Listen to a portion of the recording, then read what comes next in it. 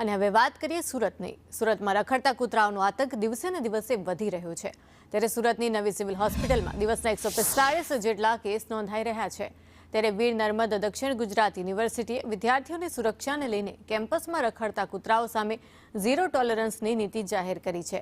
યુનિવર્સિટીમાં નોડલ ઓફિસરની નિમણૂક કરાઈ છે. સુરત મનપા અને સ્થાનિક એનજીઓના સહયોગથી રખડતા કૂતરાઓનું ખસીકરણ અને વેક્સિનેશન કરવામાં આવશે. ત્યારે વીર નર્મદ દક્ષિણ ગુજરાત યુનિવર્સિટીના કેમ્પસમાં કોઈ પણ વ્યક્તિ કૂતરાને દૂધ કે બિસ્કિટ ખવડાવતા ઝડપાશે તો સિક્યુરિટી એજન્સીને દંડ ફટકારવામાં આવશે.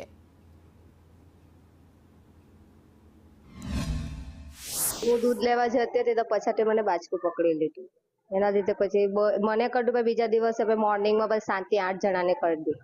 ફરિયાદ કરી પણ કોઈ આવતા નથી. એસએમસી વાળા આવે ને જોઈને ચાલ્યા છે. સબ વધી ગયેલા છે ખરવડનગરમાં કૂતરાઓ, એટલે કોઈ બધાને બાજુ નાનાથી મોટા બધાને બાજકું પકડે છે. ખરવડનગરમાં મારી બેન દૂધ લેવા જતા હતા ત્યારે ત્યાં કૂતરું પછાડથી આવીને કઢી ગયું.